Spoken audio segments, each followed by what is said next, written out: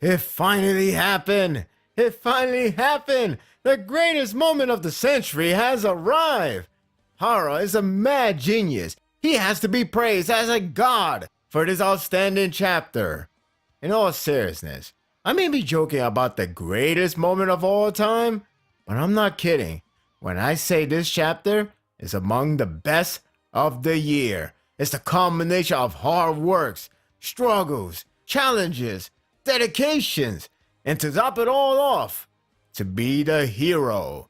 The ending truly justified the mean. The last chapter was really great, and a reminder of Katari's amazing victory continued to feel satisfying. Hell, looking at Buna's corpse is satisfying enough for me. I know that sounds sadistic, but I'll make this an exception. They should have just pissed at it. She avenged her brother. She should feel proud. All three brothers are killed, so it leaves to one main obstacle. Rozo King. Like Figo King Danto would say, it's easier said than done. The page with Rozo demolishing a Figo man like a stuffed animal is ludicrous. The size of that behemoth is still intimidating, especially when compared to Danto. Speaking of Danto, he did recover and about to resume their bloodbath feud. A showdown between kings is about to resume. This time, we will get a decisive winner. I do like Danto as a character, but many believe, myself included, that he will die by the hands of Rozo, and that first strike increased that chance at an alarming rate.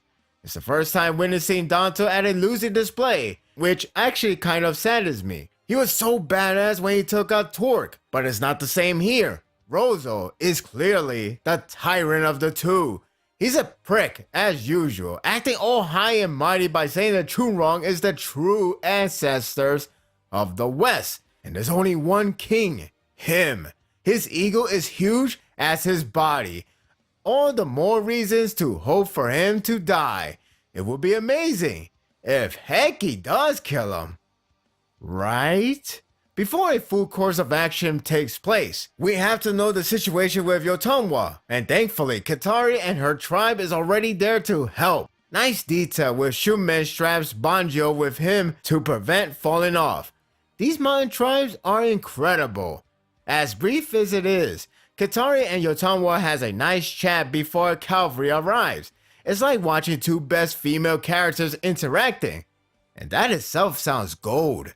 As always, Yotanwa is a noble leader that truly cares about her people. She doesn't need Katari to tell her about Katari, can already tell by the reaction. She asks for forgiveness, for she has cost his life in the process. Katari shows maturity by reacting politely and not hold any grudge against her. What's done is done. She can even read Yotanwa's action based on her man's condition. It's short but sweet. She has grown so much. She is keeping her words to protect Yotanwa.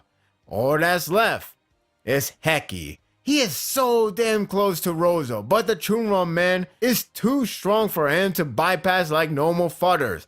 He can't afford to waste time because Danto is on a losing battle with Rozo, and eventually he will die. This tells me either Heki will be too late to save Danto, or he makes it just in time. I, however, feel Hara chose the former. While I did say I like Danto, if he were to die, I would be a bit upset, but move on quickly. Pretty much like, oh no, he's dead.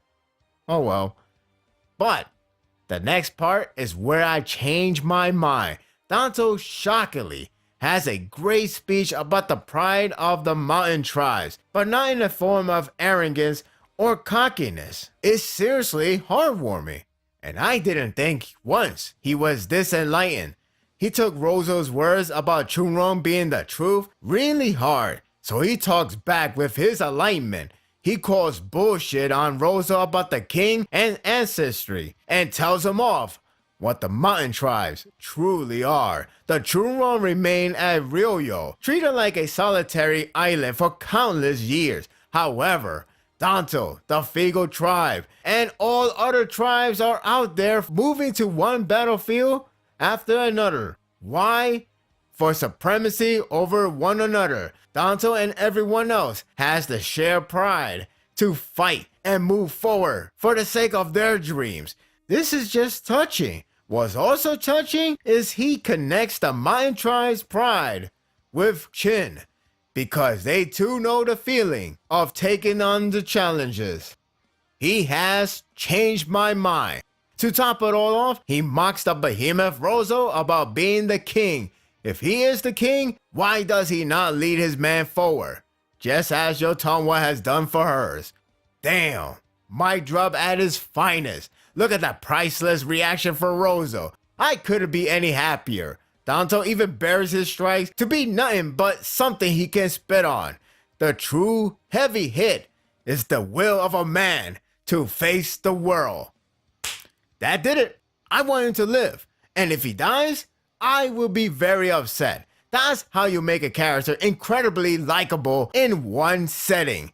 From here on out, it becomes one intense battle. The storytelling isn't about how fast they can fight.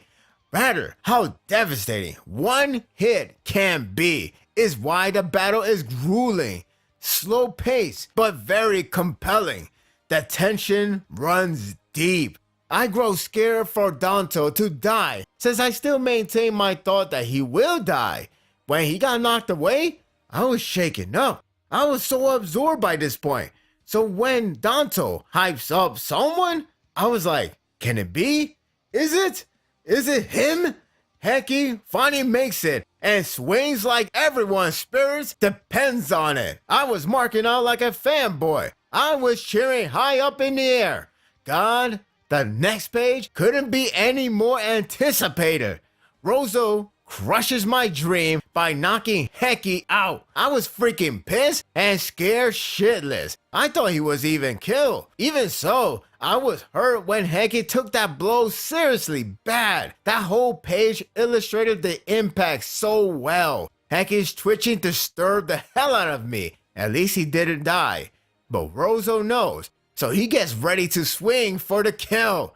Danto denies and slashes right on Rozo's back. It's the reverse bait.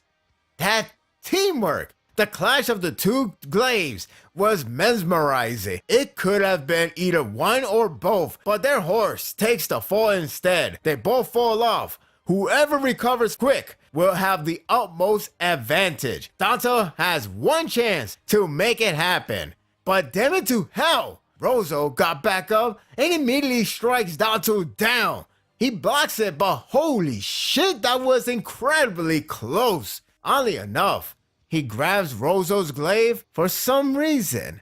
Then, the best moment happens. Danto has been incredible, and somehow he and Heki has a great chemistry to take on Rozo. His last word is a message to Heki, and it reads, "It's your time to be the hero." Heki pops back up, this time treating his glaive like the ultimate spirit bomb, and takes the greatest swing of his life. The double page of greatness was holding me back to turn the next page. I was begging him to win. Please, let him win. The page is turned, and the result is in. Heki, the greatest man of all time, kills Rozo. Oh my god, he did it! Haro actually did it for him! Haro, you're our god! I'm not kidding. This had me out of my seat. I read this at work and my eyes were wide open. I shouted, yes! Like I saw my team win the championship. I knew I can trust on Hara to deliver the greatness and the redemption of one and only Heki. He surpassed my expectation, honestly. I am so happy to follow this manga. I really am. What else can I say? It's the chapter that I have been waiting for. All the hardships pay off, and it was very sweet. Katari showed maturity and developed well as the chieftain. Danto showed great depth of his character while remaining a badass in front of a tyrant. The action was exhilarating. The presentation was stunning with jarring sequences. Lastly, Heki finally got the huge win that redeemed him and placed him as the hero. What will your tongue think of this? I am seriously curious. In due time. But for now, let's celebrate the greatest hero of our time. Heki, you are truly the most interesting man on Earth. And that will do it for the review. I hope you enjoyed this one. Honestly, the review cannot do the chapter justice. It is so good. Everything about it is great. And the way how it sequenced all the way to the very end was phenomenal. I love every moment of it, and I cannot believe Heki managed to do it without resorting to getting killed. He looked like he was about to die at one point, but he recovers, and he did it in the most satisfying possible. It's so incredible. Long time ago, I used to do a rating scale. If I were to rate right now, I would give this chapter a 10 out of 10. Scratch that. Keep going up. Google all the way up. Go to 20 out of 10. Go Heki out of 10 with the recommendation seal approval from Figo King. That's how great this chapter is. My God, where is a statue of Heki? I demand one, and I will pre-order that day 0. What do you think of this chapter? Share your thoughts in the comment section. If you like this and want more of this, subscribe to my channel, and my world will be yours to stay. Until next time, take care.